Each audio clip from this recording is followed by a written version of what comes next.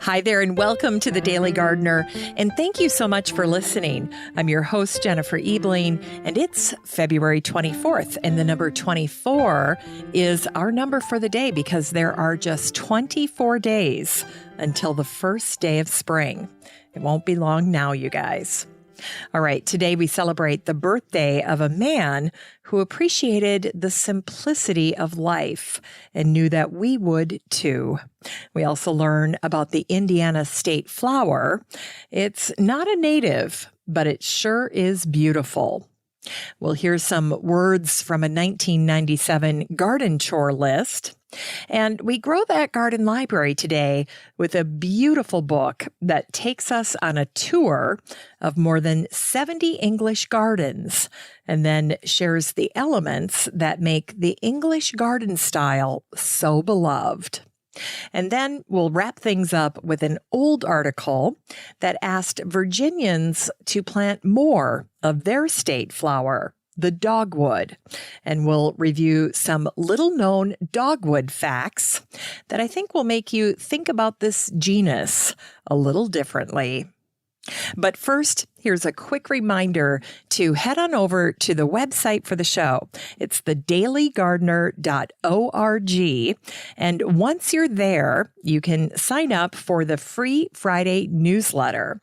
This is like getting a little newsletter from a garden friend, and I give you a little botanical history and literature to tide you over the weekend, as well as some pictures from my own home and garden. And don't forget, if you'd like to share your garden with me, all you need to do is send it via email to me at jennifer@thedailygardener.org. That's Jennifer at thedailygardener.org. And my little tip for regular listeners of the show is to add me as a contact in your phone. And then that way, this summer, when you're looking at something in your garden or you're taking pictures and you think, oh, I want to send this to the Daily Gardener, it's very easy to do because I'll be right there as a contact in your phone. So again, my email is jennifer@thedailygardener.org. And I have to say that I absolutely love seeing your pictures of your garden. Here's today's curated news. Today's curated news comes from a man named Brian Nelson. He wrote a post for Tree Hugger, and it was called World's Largest Honeybee Makes Rare Hallucinogenic Honey. Now, I had never heard of this before. Now, apparently, these bees are known as Himalayan giant honeybees, and the honey that they make is regarded as the world's most cherished honey. It's called mad honey, and it can reportedly fetch a price for between $60 and $80 a pound.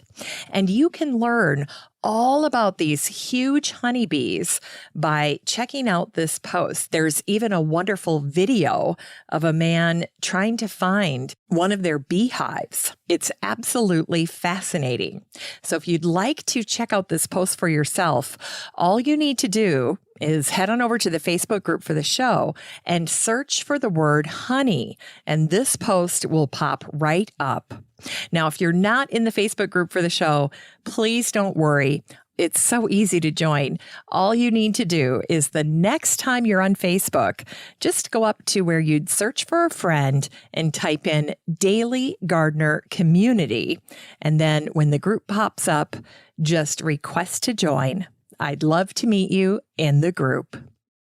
Here's today's botanical history for February 24th. Today is the birthday of the founder of Apple, Steve Jobs, who was born on this day, February 24th, in 1955.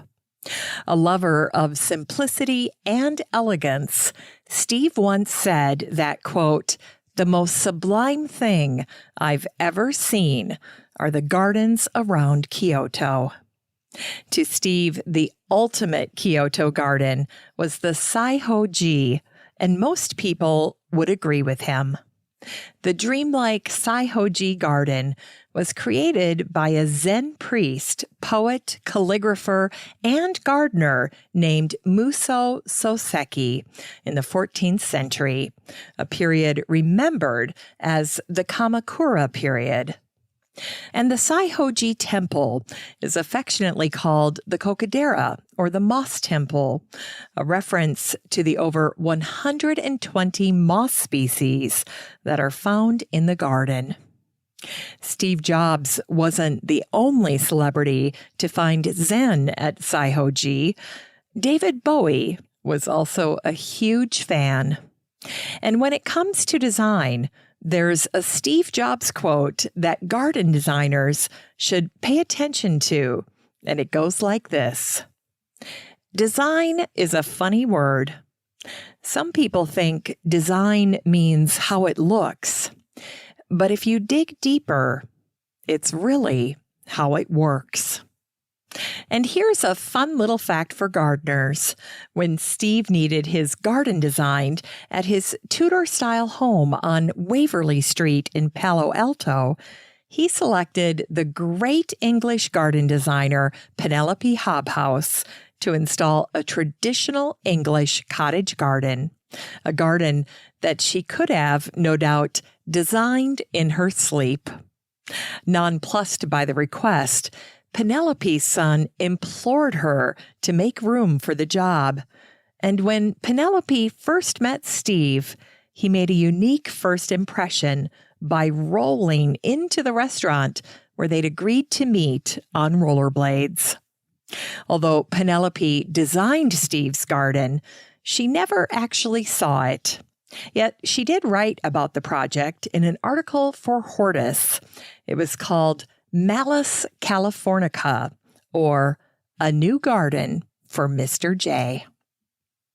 And it was on this day, February 24th, in 2001, that the Daily Journal out of Franklin, Indiana, shared an article called Selection of State Flower Deserves Much Thought by Bayou Bill Cyphers. The article discusses the desire to change the state flower of Indiana. Bill wrote, "Well, we are at it again. Again, we are embroiled in the state flower hassle, and rank and file legislators are telling us they have more important things to do than uproot the peony as the state flower. Changing the state flower from the peony to fire pink would be as simple as adopting either Senate Bill 57 or House Bill 2053, or both, to get the matter to the desk of the governor. But wait a minute, is it really that simple? That cut and dried? Is it really what we want? Is the fire pink Hoosierland's best flora representative? Not native. That's the big rub proponents of the fire pink have with the peony. Foreigner. And they are right. Let's face it, we are all foreigners. Is it worse for a wildflower to have come from someplace else than it is for men? The thing that most concerns me is the state flower hassle revolves around the importance of nativeness. The real criteria should be the P&Ps of the issue, pulchritude and proximity. And in case you're wondering, pulchritude means beauty. Certainly, our state flower should be a raging beauty, but even more important, it should be accessible, very common, and be seen by many people, including non-Hoosiers who are just visiting. Fire pink is certainly beautiful, but not so beautiful as the cardinal flower, also a native of the state.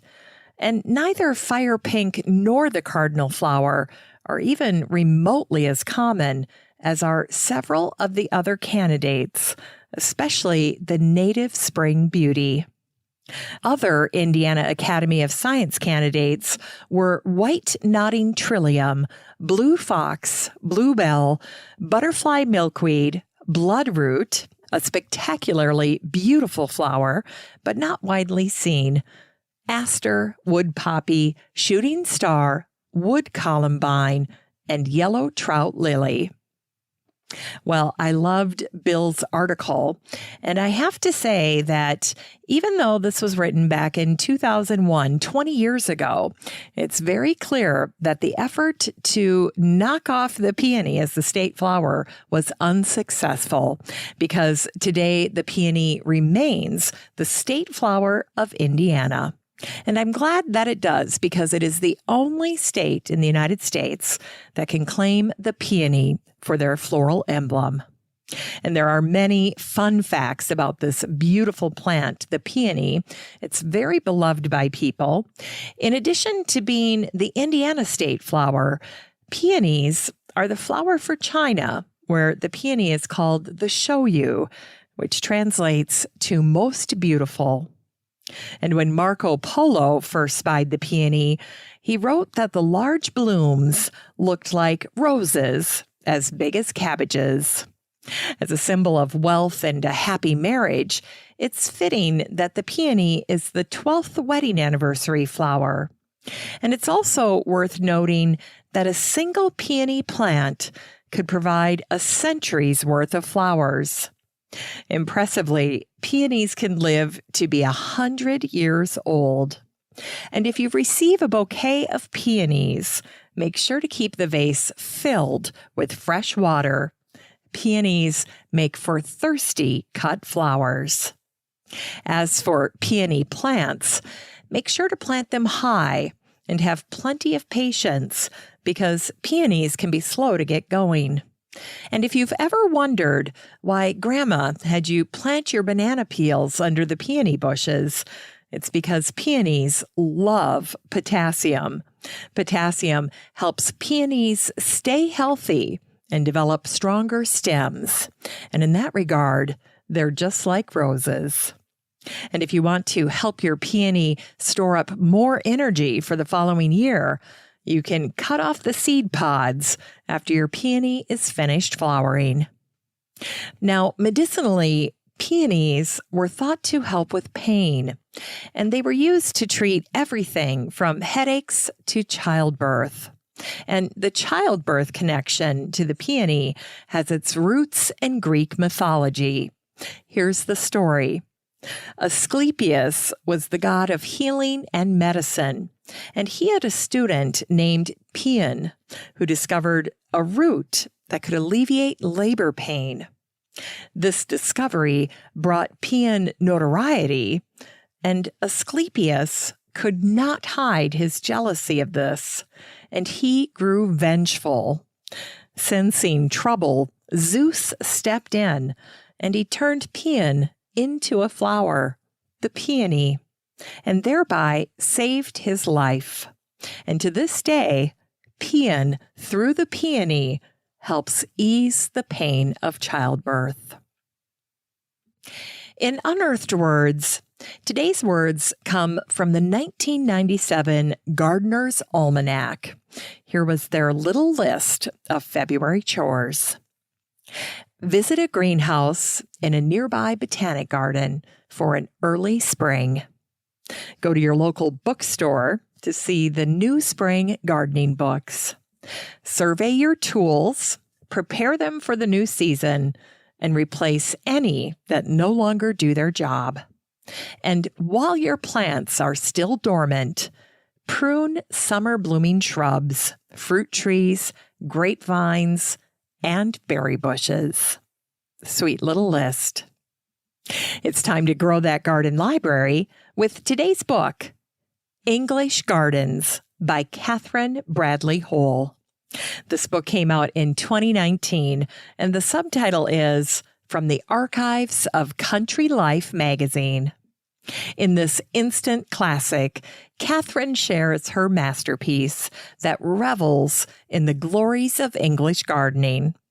The publisher said this of Catherine's book: an unprecedented, in-depth look at the English garden by one of Britain's foremost garden writers and authorities. Catherine Bradley Hole, the longtime garden columnist for Country Life, takes a fresh look at more than 70 gardens from across England and distills the essence of what makes the English garden style so sought after. Seasonal photographs capture the gardens, some grand, some personal, some celebrated, some rarely photographed, at their finest moments, accompanied by sparkling, insightful text. Featuring photographs from the unparalleled archives of country life, the full story of the English garden is here, from medieval monastery gardens to the Victorians and the arts and crafts movement to the 21st century. And the Wall Street Journal review of this book said, "At a time when the very idea of travel is inconceivable, what a gift to be taken on an armchair tour of the great English gardens." This book is 492 pages of the over 70 spectacular English gardens by one of the very best garden writers on the planet. You can get a copy of English Gardens by Catherine Bradley Hole and support the show using the Amazon link in today's show notes for around $44. Finally, here's something sweet to revive the little botanic spark in your heart.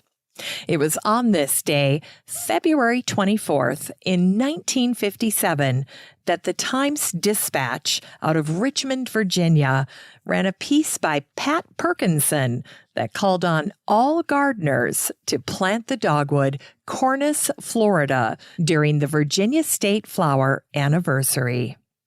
Here's what it said. Aside from their significance as the state flower of Virginia, dogwood trees are symbolically remindful of the colonists who first found them growing so prolifically here in the 17th century. Not only did they enjoy the bushy trees, but they also put the bark to medicinal use, combating the effects of malaria. To get an idea of the conditions preferred by dogwood, we only have to observe the situations in which they grow in nature. As you drive along the highways, you will notice that dogwood flourish in the shade of the taller trees in the forest. Perhaps you'd like to situate young trees a short distance from the house, where they'll be partially shaded and where they may be enjoyed from the windows. And here are some fun dogwood facts. In addition to being Virginia's state flower, the dogwood is the state tree of Virginia, Missouri, and North Carolina. Native Americans used the dogwood as a phenological guide, and they planted their corn crop when the dogwood bloomed.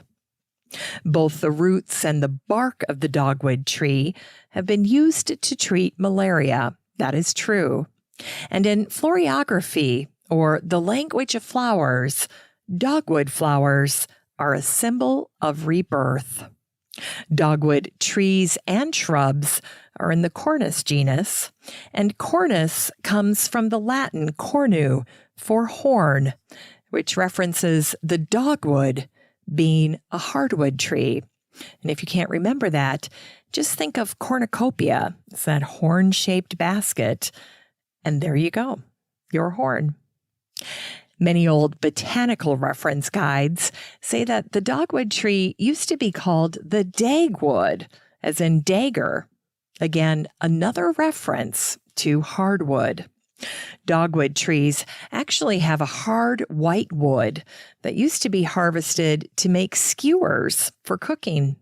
So again, this is another neat tie back to the dag or the dagger reference. And this is also how the dogwood got one of its ancient common names, the skewer wood. Another ancient reference has to do with the dogwood's fruit, which used to be called dogberries.